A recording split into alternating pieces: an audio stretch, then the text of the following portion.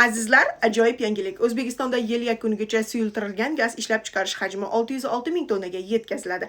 O'zbekiston ichki bozorida neft va gaz barqarorligini ta'minlash, uglevodorod resurslarini uzluksiz yetkazib berish hamda narxlarning asossiz o'sishiga yo'l qo'ymaslik bo'yicha qator vazifalar belgilab berildi. Bu haqida Prezident Shavkat Mirziyoyev ishtirokidagi neft-gaz bozoridagi holat va ko'riladigan chora-tadbirlar yuzasidan taqdimotda ma'lum qilindi. Taqdimot davomida O'zbekneftgaz aksiyadorlik jamiyatiga neft va gaz qazib chiqarish bo'yicha belgilangan prognoz ko'rsatkichlarini so'zsiz ta'minlash vazifasi qo'yildi. Xususan, ichki bozorda talab va taklif muvozanatini saqlash maqsadida suyultirilgan gaz ishlab chiqarish hajmini yil yakuniga qadar rejadagi 520 ming tonna o'rniga 606 ming tonnaga yetkazish topshirildi. Avgust oyida 27 ta yangi quduq ishga tushiriladi. Sanoat quvvatlari kengayib, aholi ehtiyojlari ortib borayotgan sharoitda ichki talabni ustuvor darajada ta'minlash maqsadida joriy yilning avgust oyida 27 ta quduqni ishga tushirish rejalashtirilgan degani. Yangi Kultak, Niyoz, Qoratovuq, Marvarid va Tegirmon konlaridagi ishlar hisobiga qo'shimcha 887 ming kub metr tabiiy gaz qazib chiqarish imkoniyati yaratiladi. Tap tezak qilamiz, molxona o'q-devorlarga bezak qilamiz.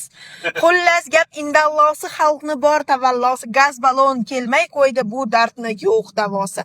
Jalaquduq tumani Qo'rtqi degan joyidan murojaatni qilyapman butun xalqim nomidan. Hudud gaz ta'minotda sharoit og'irroqmi yoki bizni qishloq shu xaritadan yiroqmi?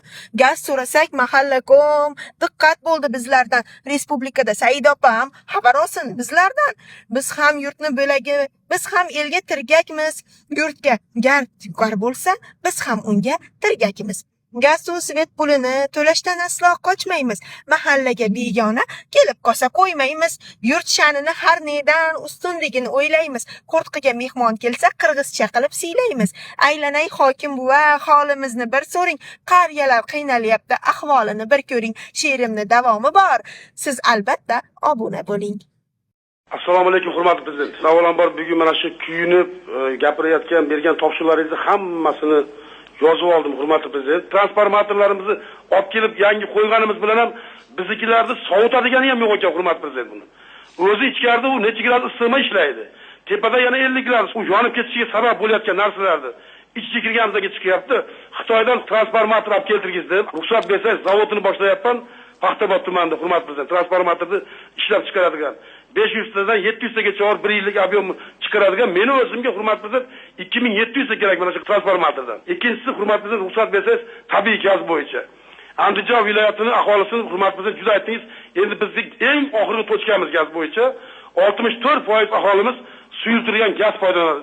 Oyiga 8 ming tonna suyultirilgan gaz olamiz. Agar 8 ming tonna oyma-oy kelsa, aholimizda hech qanaqa qilayotgan suyultirilgan gazda norozigarchilik, e'tiroz bo'lmaydi.